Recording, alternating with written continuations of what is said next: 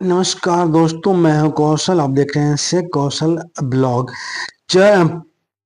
31/12/25 की स्थिति पर आधारित चल एवं अचल संपत्ति तथा दायित्वों की विवरणी 2025 का दिनांक 25 फरवरी 2026 तक समर्पण समर्पण जहां दोस्तों चल एवं अचल संपत्ति का ब्यौरा 15 फरवरी तक जमा करने के संबंध में आज पत्र जारी कर दिया गया है और साथ में यह भी कहा गया है कि 15 फरवरी तक चल एवं अचल संपत्ति का ब्यौरा यदि नहीं जमा किया जाता है तो फरवरी माह का वेतन भी प्रभावित होगा। साथ में साथ अनुशासनिक कार्रवाई भी किया जाएगा।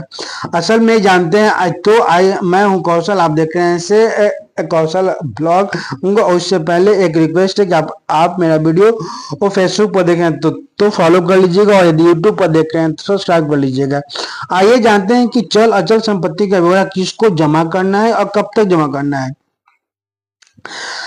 पत्र निकला है कि दिनांक 31 यह पत्र है प्रेषक संजय कुमार भारतीय प्रशासनिक सेवा सामान्य प्रशासन विभाग से है सरकार के विशेष सचिव, सभी अपर मुख्य सचिव, प्रधान सचिव, सभी विभाग अध्यक्ष, सभी में प्रमंडलीय आयुक्त, सभी जिला पदाधिकारी दिनांक 31/12/25 की स्थिति पर आधारित चल एवं अचल संपत्ति एवं दायित्वों की विवरणी 2025 का दिनांक 15 फरवरी 26 तक जमा करने के संबंध में निर्देशानुसार उपयुक्त विषय की ओर ध्यान आकृष्ट करते हुए कहना है कि गत वर्षों की भांति इस वर्ष भी अखिल भारतीय सेवा के सभी पदाधिकारियों राज्य में नियुक्त के आधार पर सेवारत केंद्रीय सिविल सेवा अथवा अन्य किसी सेवा के पदाधिकारियों तथा राज्य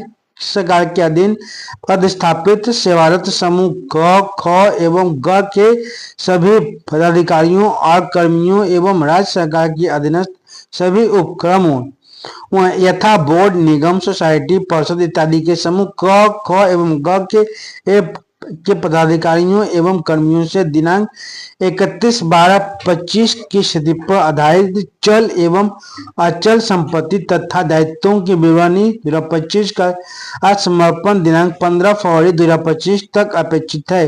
उक्त अपेक्षा के अनुरूप 15 फरवरी 26 तक विवरणी समर्पित नहीं करने वाले पदाधिकारियों कर्मियों के मासिक वेतन का भुगतान अवरुद्ध रहेगा। जी हाँ दोस्तों, इसमें साफ कहा गया है कि चल एवं अचल संपत्ति का ब्यौरा यदि आप 15 फरवरी तक जमा नहीं करते हैं तो आपका उक्त माह का वेतन प्रभावित होगा और साथ में अनुशासनिक कार्रवाई भी किया जाएगा। चल अचल संपत्ति आपके नाम पर जो भी कर्मचारी राज्य कर्मचारी हैं उनके नाम पे जो भी चल संपत्ति और अचल संपत्ति है उसका विवरणी जमा करना होता है और आपके ऊपर जो दायित्व है, कर्ज है लोन है, उसका विवरणी आपको फॉर्मेट में भरकर जमा करना होता है और यह सभी राज्य कर्मचारियों को भरना अनिवार्य होता है और इसका जो टाइमलाइन है वह 15 फरवरी तक हर हाल में भरकर जमा कर देना है। इसके लिए प्रारूप भी जारी कर दिया गया है। इसको स्टेट बिहार गवर्नमेंट.in से उपलब्ध कराया जा सकता है। अखिल भारतीय सेवा आचार नियमावली के तहत अखिल भारतीय सेवा के पदाधिकारियों से वांछित अचल संपत्ति विवरणी के अतिरिक्त उक्त सेवा के सदस्यों पदाधिकारियों द्वारा आदेशाधीन चल अचल संपत्ति एवं दायित्वों की विवरणी अलग से समर्पित की जाएगी। राज्य में प्रतिनियुक्ति के आधार पर सेवारत केंद्रीय सिविल सेवा के पदाधिकारी और अन्य किसी सेवा के पदाधिकारी द्वारा भी संदर्भित विवरणी अनिवार्य रूप से समर्पित की जाएगी। यानी कि सभी से 15 फरवरी तक जितने भी राज्य कर्मचारी हैं सभी को 15 फरवरी तक हर हाल में संपत्ति का ब्यौरा, चल अचल संपत्ति का ब्यौरा और दायित्वों का ब्यौरा जमा करने के लिए कहा गया है और यदि आप नहीं करते हैं तो आपका फरवरी माह का जो वेतन है वह प्रभावित होगा। साथ ही साथ आपके ऊपर अनुशासनिक कार्रवाई भी किया जाएगा। आइए देखते हैं कि चल अचल संपत्ति का जो फॉर्मेट है उसमें और यह जो चल अचल संपत्ति का जो जो ब्यौरा देना है वह 31 दिसंबर 2025 के आधार पर देना है, यानी कि 31 दिसंबर तक आपके पास जो और संपत्ति है, जो दायित्व है, जो चल अचल संपत्ति है, उसका ब्यौरा आपको को देना है। इसका जो प्रारूप है यह है, सामने है, आप देख सकते हैं कि detail of will assist a cash in bank financial institute and non-banking financial companies, bonds, debentures, share in companies, other financial institute, NSS, postal saving, LIC policy, etc, a motor bicycle, jewellery, other asset में आपको बाकी देना है।